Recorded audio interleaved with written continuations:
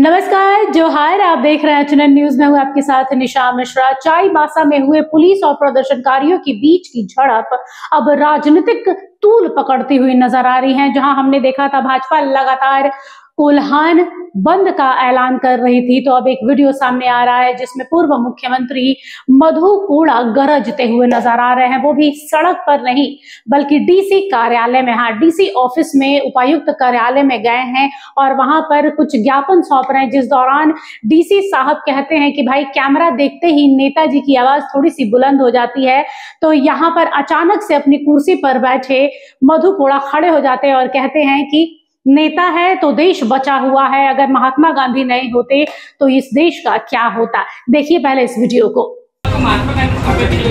आत्मा मेरी बात नहीं कर रहे हम, आप नेता बोले हैं।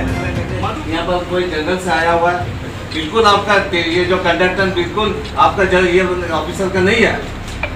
आपको सुनना पड़ेगा पब्लिक का बात। तो क्या इस टाइप से चलो ठीक है, ये मेमोरेंडम के अलावा भी 2 साल बोले हम लोग।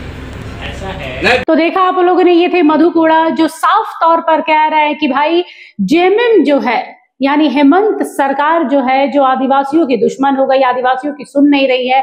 और यही बात कल पूर्व मुख्यमंत्री और वर्तमान भाजपा नेता जो है चंपई सोरेन, उन्होंने भी यही बात कही थी। यहाँ पर रांची में भाजपा के जो कार्यकारी अध्यक्ष हैं आदित्य साहू, उन्होंने भी यही बात दोहराई कि यहाँ पर आदिवासियों को अनदेखा किया जा रहा है, जबकि झारखंड मूलतः आदिवासियों का ही गढ़ रहा है, मूलतः आदिवासियों का ही रहा है।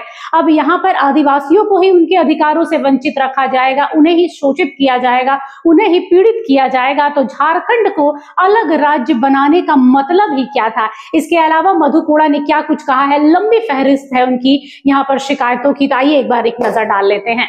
यहाँ पर परिवहन मंत्री जी आज उस लोग से मिलने से लिए इनकार कर दिया और यहाँ तक की बात भी करने के लिए मुनासिब नहीं समझा। इन्होंने शांतिपूर्वक तरीके से चाईबासा तांबो चौक में धरना कर रहे थे।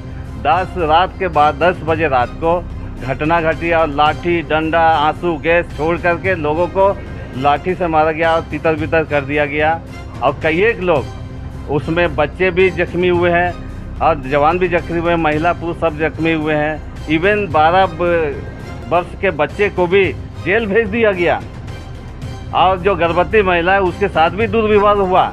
इतनी अमानवीय घटनाएं घटा है। इसको लेके सभी सामाजिक संगठन, मानकी मुंडा संघ, आदिवासी हो समाज महासभा और सेवानिवृत्त संघ और बहुत सारे सामाजिक संगठन के लोग आज डीसी से उस लाठीचार्ज के विरोध में और नो एंट्री को कैसे लागू किया जाए फिर से, इसके संबंध में इसको आज ज्ञापन देने के लिए डीसी साहब के पास में आए।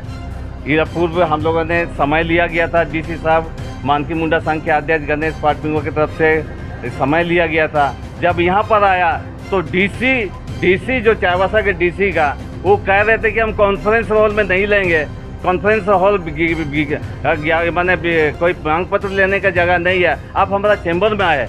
हम लोग उनका चैम्बर में भी गए, चूँकि पब्लिक का मामला है, हम लोग उसके चैम्बर में भी गए।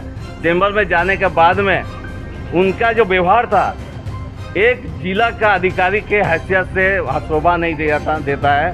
इतनी उसकी जो व्यवहार था बिल्कुल ही माने नकारात्मक व्यवहार था। इतने सारे जनप्रतिनिधि वहाँ डिप्टी स्पीकर, यहाँ पर पूर्व डिप्टी स्पीकर हैं, पूर्व मुख्यमंत्री है, मानकी मुंडा संघ के जिला अध्यक्ष हैं और सामाजिक संगठन के बहुत सारे लोग हैं। इतने प्रतिष्ठित लोग होने के बावजूद भी जो उनका रवैया है बिल्कुल प्रो पीपुल नहीं है, बिल्कुल ये जनता के प्रति उसके पास में कोई भी दर्द नहीं है। यही वजह है कि आज जो घटनाएं घटी है 27 तारीख को, यही नकारात्मक रवैया प्रशासन का होने की वजह से ये घटना घटा है। हम लोगों ने पूछा था 2 साल पहले लिखित दिया था यहाँ पर कि हम लोग नो एंट्री लागू करेंगे, नहीं होने की वजह से आज ये घटना घटा है। उसके पास में क्या कार्रवाई कर रहे हैं इस संबंध में कोई डी साहब का भी, एसपी साहब का भी इस पर कोई भी कार्रवाई नहीं होने की वजह से आज ये भगवान भरोसे छोड़ दिया गया यहाँ के लोगों को। हम जनप्रतिनिधि हैं और इवन इन्होंने ये बोला है कि भाई नेता लोग तो यहाँ पर ऐसे ही आ जाता है, कैमरा देख करके लोगों को वहाँ पर उनका आवाज़ ऊपर हो जाता है। नेता का मतलब क्या है? नेता है तब ये देश आज़ाद हुआ है, नेता है तब ये झारखंड बना है। नेता नहीं होता तो झारखंड में नहीं बनता, नेता नहीं होता तो इस देश भी आज़ाद नहीं होता। नेता को एक जिला अधिकारी के द्वारा इस प्रकार नेता को गाली देना ये घोर आपत्तिजनक है। इवन बोलता है कि उनका जो लक्ष्य था मीडिया को बुला के लाया गया है, प्रभावित करके लाया गया, मीडिया के ऊपर में भी आरोप लगाना, ये लोकतंत्र के ऊपर में अंगुली उठाना और लोकतंत्र के चौथा स्तंभ है उसकी गरिमा को गिराने वाला बात है। और ये अधिकारी बिल्कुल ये जनप्रतिनिधि के सेवक लायक नहीं है। ये चाहता है कि हम यहाँ का मालिक हो गए हैं। ये जो पिछले बार भी देखे होंगे सीमांती मुंगा संघ का द्वारा जिस प्रकार से व्यवहार किया गया, आज उसकी जो करतूत है उस साफ झलक दिखाई दे रहा है। अगर यहाँ जिले अधिकारी है तो कोई मालिक नहीं हो गया है, वो जनता का सेवक है और जनता का सेवक की तरह रहना चाहिए। और यहाँ का विधि व्यवस्था जनता का सुरक्षा के लिए होना चाहिए।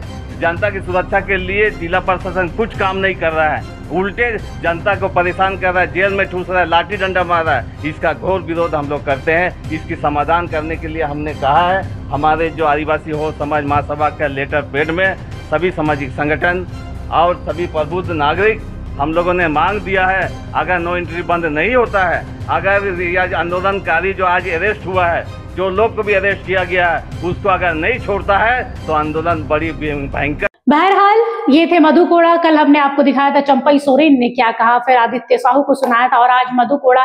ये लड़ाई अभी थमने वाली नहीं है। जी हाँ, चाईबासा के इन दोनों मुद्दों ने थैलेसीमिया बच्चों को संक्रमित खून चढ़ाने का मुद्दा रहा हो या फिर प्रदर्शनकारियों पर पुलिस की बर्बरता और लाठीचार्ज क्यों ना रहा हो, ये कई मुद्दे हैं जो घाटशिला उपचुनाव को कहां तक प्रभावित करेंगे ये देखने लायक होगा। फिलहाल के लिए बस इतना ही। देखते रहिए HNN न्यूज। नमस्कार। अगर आपको हमारा ये वीडियो अच्छा लगा तो इसे लाइक करें, शेयर करें और हाँ, सब्सक्राइब करना ना भूलें।